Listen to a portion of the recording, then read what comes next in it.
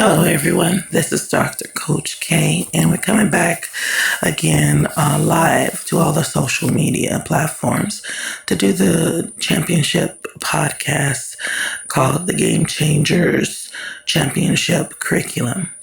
And this is the second course to the follow-up course of the Strength to Love by Dr. Martin Luther King Jr. We did that campaign first to show the world that we can become a global, universal education. We can do global consultation, global mentorship.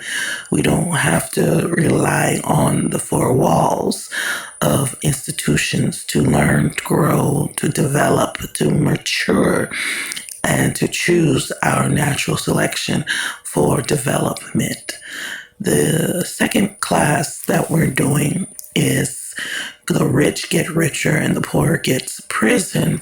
And we have a backup textbook of The Prosperous Soul and how to evoke excellence into others using coaching as a tool. So we're going to start with this lecture today, coaching session and mentorship session with Jeffrey Raymond and Paul Layton, page 33. The rich get richer and poor gets prison. To understand the problem and define the problem and talk about the problem and resolve the problem with win-win solutions of mediation and intervention and applying good technique. So let's begin. The tax cuts enacted by President George W. Bush had a much the same effect because 25% of the benefits went to those with incomes in the top 1%, and nearly 50% of the benefits went to those with incomes in the top 10%.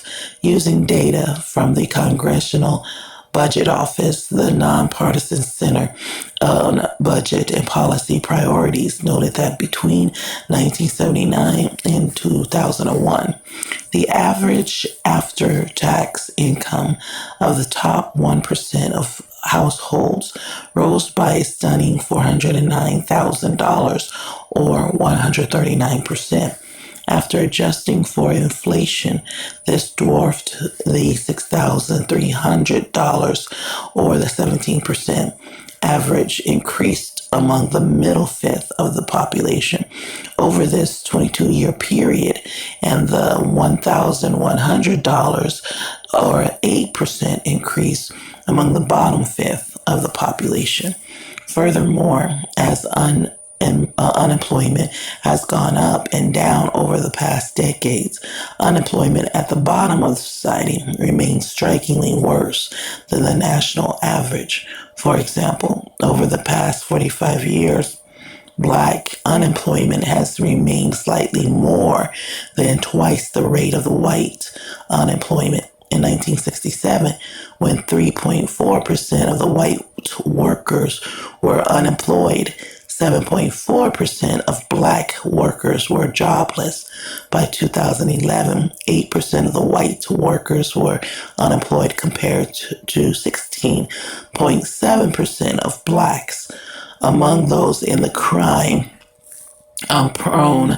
ages of 16 to 19, 12% of white youngsters and 46.5%, almost one in every two of Black youngsters were jobless. Another place in which poverty and inequality are in evidence in America is in the distribution of wealth. That is the value of people's total assets minus the debt that they have accumulated over their lifetimes. Edward Wolff writes that. So that is just a summary of what we talked about. Now let's jump to catching up for today's lesson. In his book, Justice as Fairness, John Rawls, the late Harvard moral and political philosopher called by some the John Stuart Mill of the 20th century, discusses a form of society that he calls a welfare state capitalism. The welfare state capitalism, there is considerably inequality in wealth and income and only a minimum safety net for the poor, enough to make sure that their basic needs are satisfied, but no more than that. Rawls writes that in a capitalist welfare state, there may develop a discouraged and depressed underclass, many of whose members are chronically dependent on welfare. This underclass feels left out and does not participate in the public political culture. Can there be any doubt that Rawls is describing the United States here? Is there any wonder why a society that does no more than provide for the most basic needs of its poorest members, when it even does that much, excuse me, there's a train going by in the background, also finds that those individuals commit crimes? Rawls' analysis shows us that economic inequality may result in crime, not simply from need, but by producing an impoverished class that feels left out of society and thus does not develop allegiance to its major institutions. Okay, so let me finish this last part and then we'll talk about this. Writes Todd Clear, professor of criminal justice at Rutgers University. Let's start investing in things that really reduce crime, good schools, jobs, and a future for young parents and their children. Why don't we? So on page 34, they dive into the prison system. And in the prison system, they talk about we know that prison produces more criminals than it cures. As far back as 1973, the National Advisory Commission on Criminal Justice Standards and Goals recommended building no new adult prisons because the reformatory and jail have achieved only a shocking record of failure. So here we have an actual scholar talking about how prison, the institution, has failed. It's been in enactment or in operations now for more than 100 years. So this institution, and we can go back as far as Dungeons and Dragons, the beginning of time, that dungeons never worked. But yet we still have this need and desire to be tough on criminality because we don't want to face the naked truth of human development, that we have been associated to the species of mammals, that we do not have an instinct that connects us to the genetics of survival. So what does survival mean? Psychologically, the cognitive processes that we will do anything to survive. Our bodies would do anything. Our minds would do anything. Our emotions would do anything to survive. Now, let's watch this. But what is survival? Is survival a program that's developed, or is it a real internal communication of habits that is put or set aside us generation to generation, that it reinforces us to believe that this is what survival is? So we have to kind of break that skeleton down, that anatomy down. What is survival? Because all of creatures that's been extinct has based their life off this generation cycle of belief of what is survival. It has not been able to transcend from copying what has been done before itself, by its for parents, for fathers, for mothers. They have copied a set principle, a set acknowledgement of that principle as to be worthy to copy, to duplicate, and to take to the next generation as a habit, learned behavior. And this is where we are getting this defined problem in every generation, because we do not set higher standards. We do not take our behavior, our conduct to the next level, whether it's emotionally, mentally, physically, socially, or financially. We have duplicated these set principles, learned behavior as worthy and valuable to do it again and again and again, and to even pass to our children to do it over and over and over again. These learned behaviors, we do not want to call it as a belief, but actually a fact. And this is what creates survival. This concept or idea that we have trickled down as a need to survive. So, what does that look like? So, if we use the big idea of work, we can use that as a example, as a survival technique. You don't work, you don't eat, but yet you have millions and billions of people that work 20 something hours a day and still do not eat.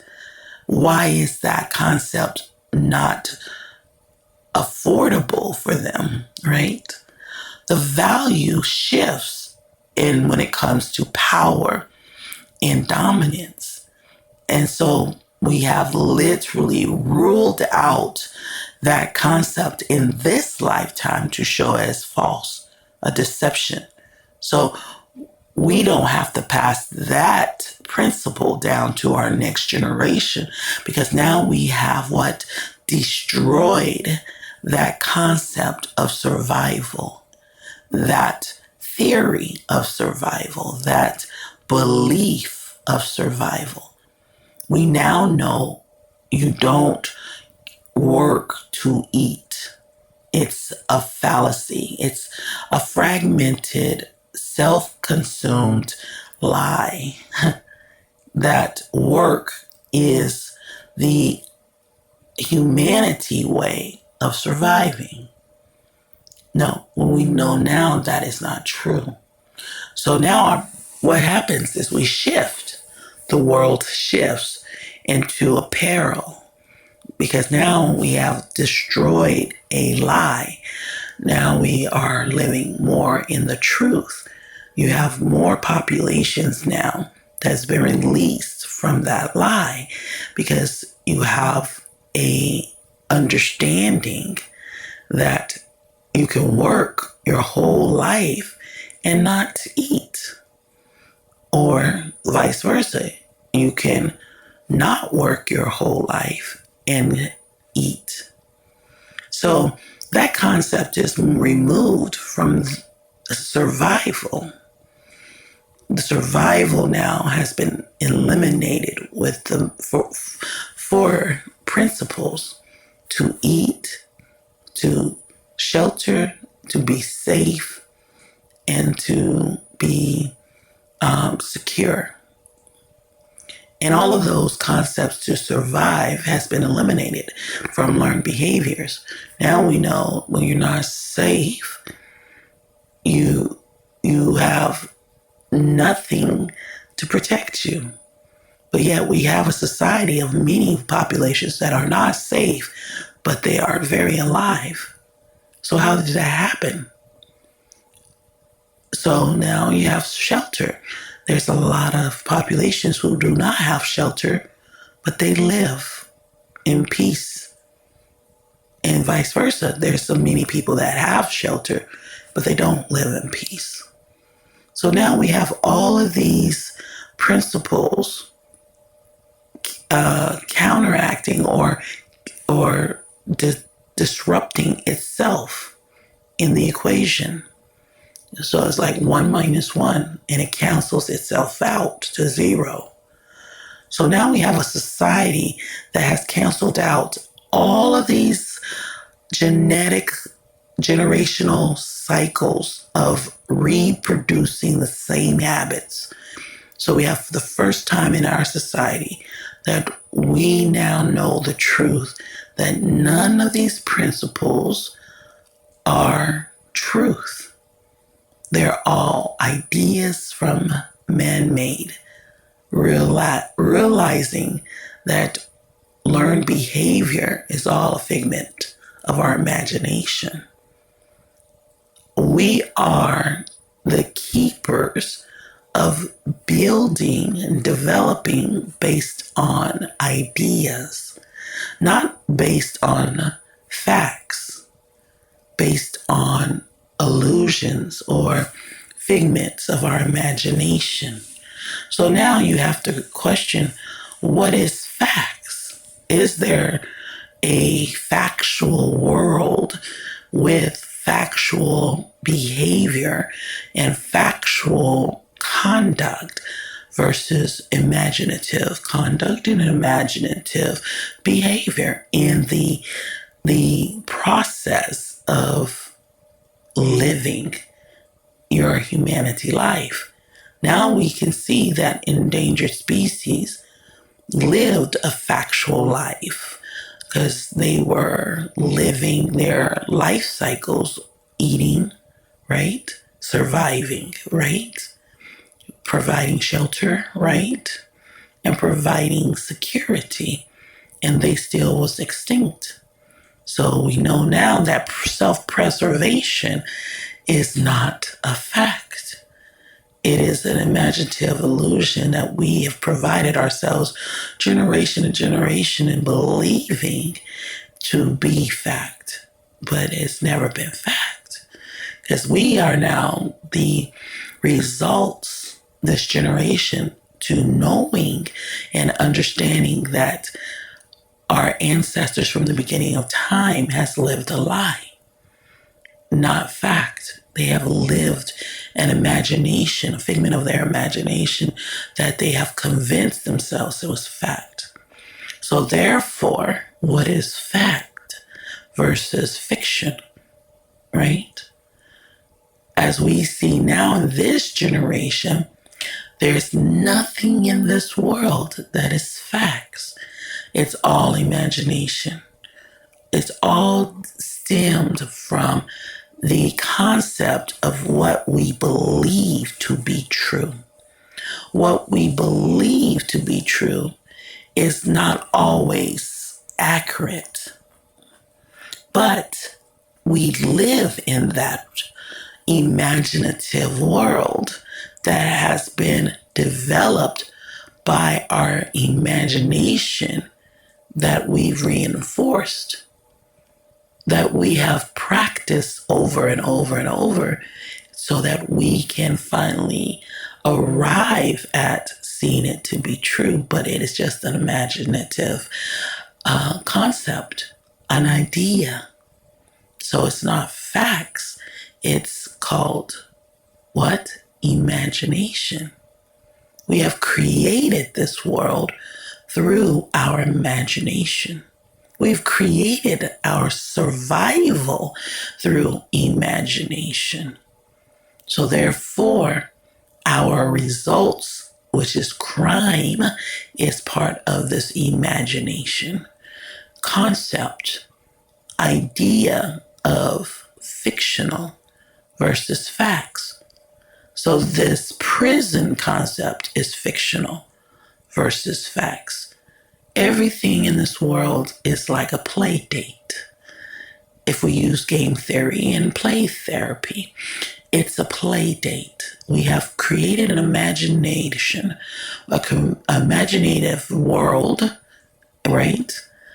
That we have developed using imagination, creativity, invention, and called it facts. But it really is not. It's all imaginative concepts, imagination. We've developed this imagination world for its origins to be generation to generation, a cycle to pass on and repeat as an imaginative hope. But it's never been a fact. We've created it to be a fact, but it's not a fact. We've lived outside of facts. So what could we call a fact in this world if everything we have been doing is a lie or an imagination or a fictional world, a fictional lifestyle, a fictional behavior, right? Crime is a fictional behavior. Survival is a fictional behavior. Why is it all called play behavior? Because we have ruled out that survival is concrete. We've ruled it out. Survival is not concrete because anything and everything we do does not promise our survival. Right? We've seen genocide. We've seen people work all day and not eat. We've seen people go and get imprisoned that should not be imprisoned. These are all fictional behavior because facts will be absolute, right? A fact is concrete, absolute fulfillment. So if you work, you eat. And we have not shown that as a fact. We know now some people work and eat and some people don't. That's not a fact. That's an inaccurate probability, inaccurate, very inaccurate. And so it's not facts when it's inaccurate, when it's incorrect. So where do we go from here? I spent a little time to clearly identify, examine, evaluate, and assess the fact from the fiction. People can argue with you and say this is, a lot of what people call it. They fight it because they want to be in denial. They want to believe survival because that's what they lean on. That's what they depend on. That is the thing that keeps them feeling like they're grounded, anchored. But if you take that away, some people call it philosophy. But if you take that away, strip it down to its naked bones and the anatomy of life, you'll see there's nothing in this life that's proven itself to be fact. Everything has been a concept of imagination, an imaginative process that we call cognitive processing. It's not fact. All of the theories and beliefs and trickles down from imagination, how we conceive the imagination to be true. But it's not really true because we have no absolutes in this society. People say, well, you die, but that's not no absolute. We just don't understand death. We don't understand the transition of life. We don't understand the transition of brokenness. We don't understand it. That doesn't mean it's facts. It means it's imagination. And we've been using it to understand life. It's been a symbol. It's been a concept. And we've been calling it a fact because it's easier to use science and call it a fact to give us some type of structure, to give us some type of anchor to make us feel grounded and not like we're all insane because we have an imaginative world.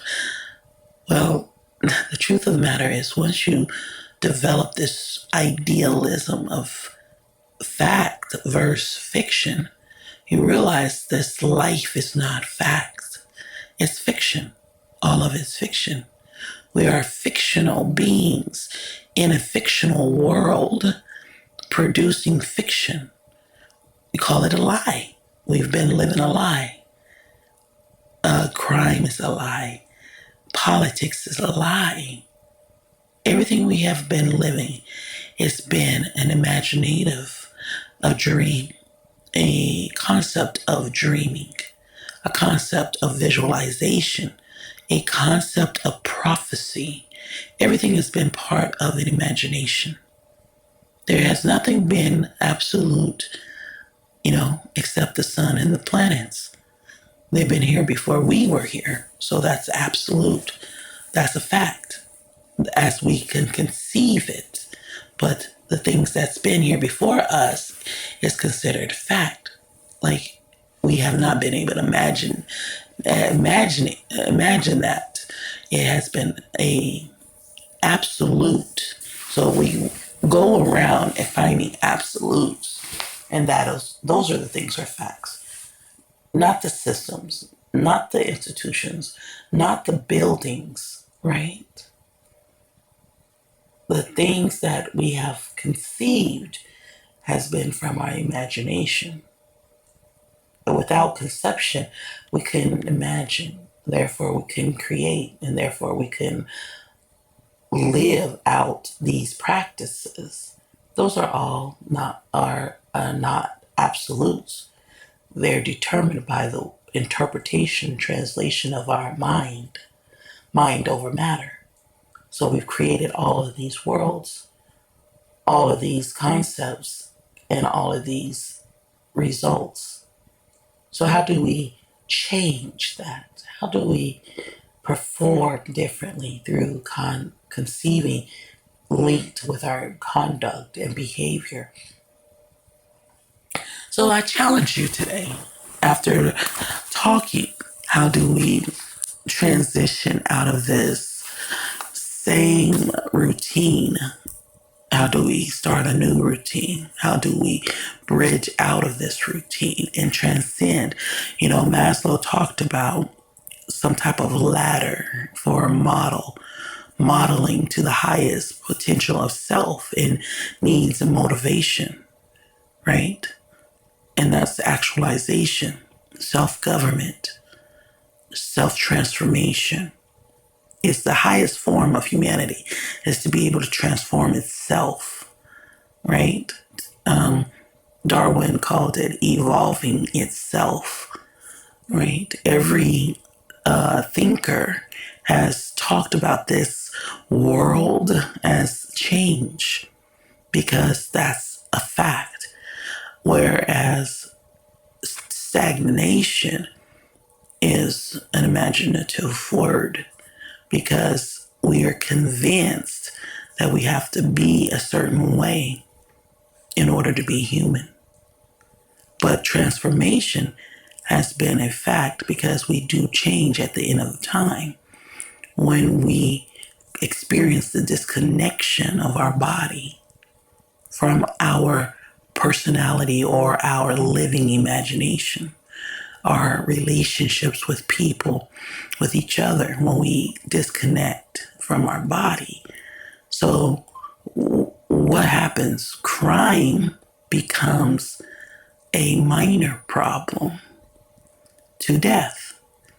Or I like to say disconnection of our bodies. So what happens?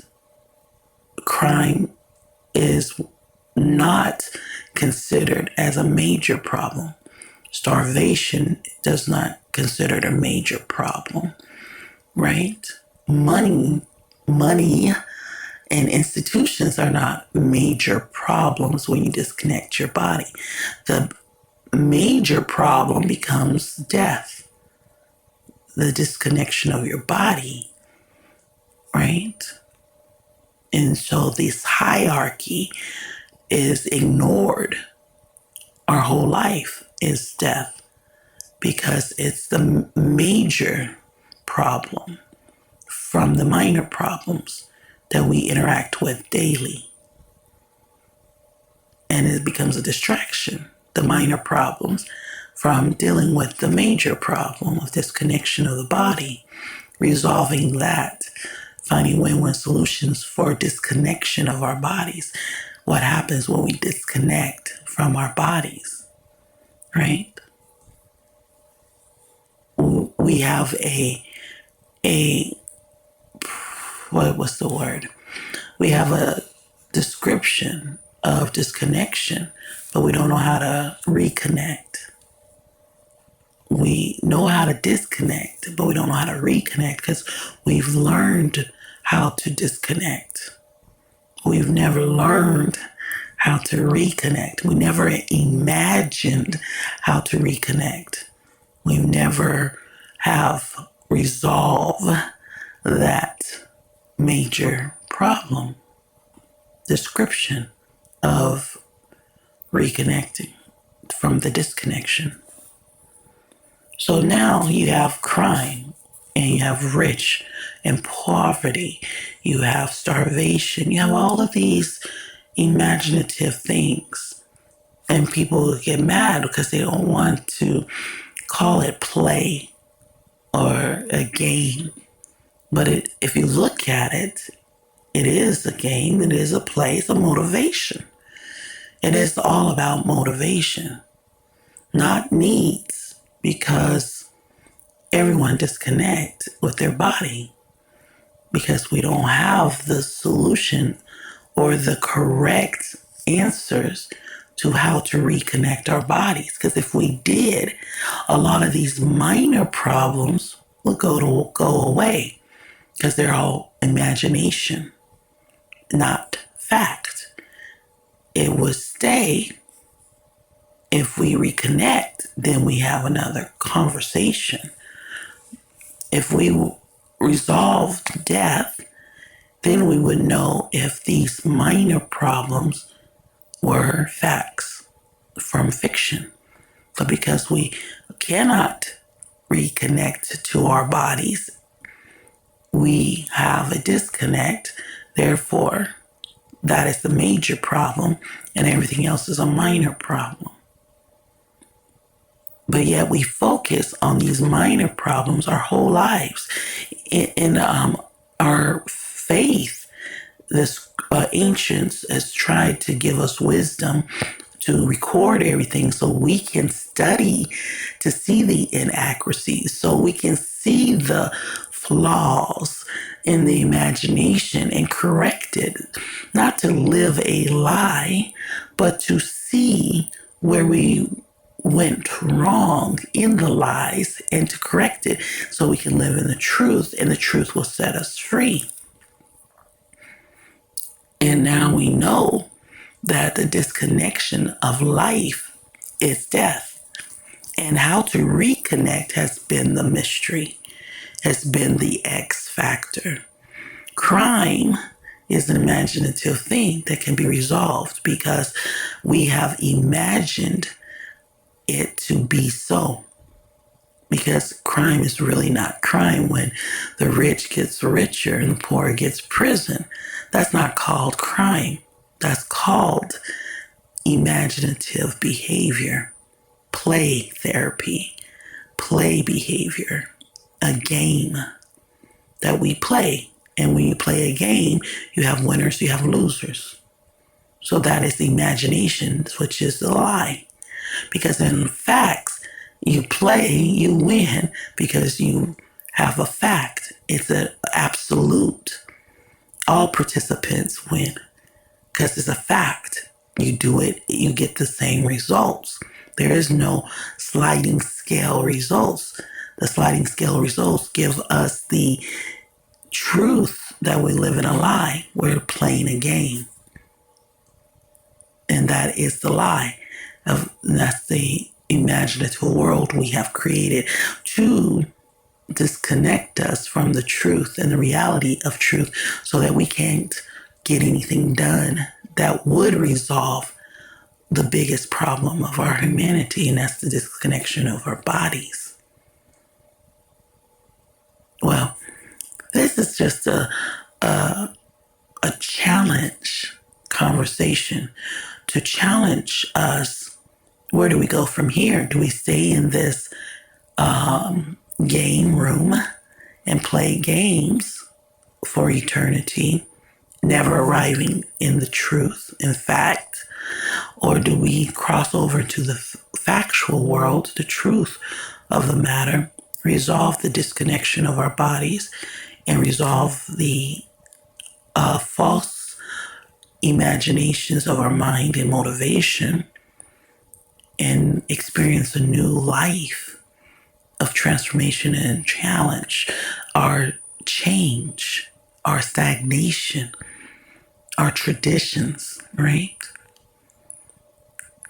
And produce a different result. That's right there pushing the envelope to another level of reality.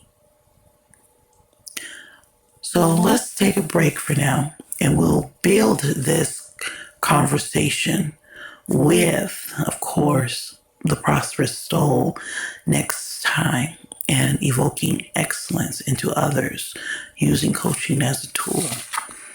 This is Dr. Coach K signing off. One love, all love, much love. Peace and blessings to you and your world. And may you have a safe journey and study to show yourself approved by God. Thank you.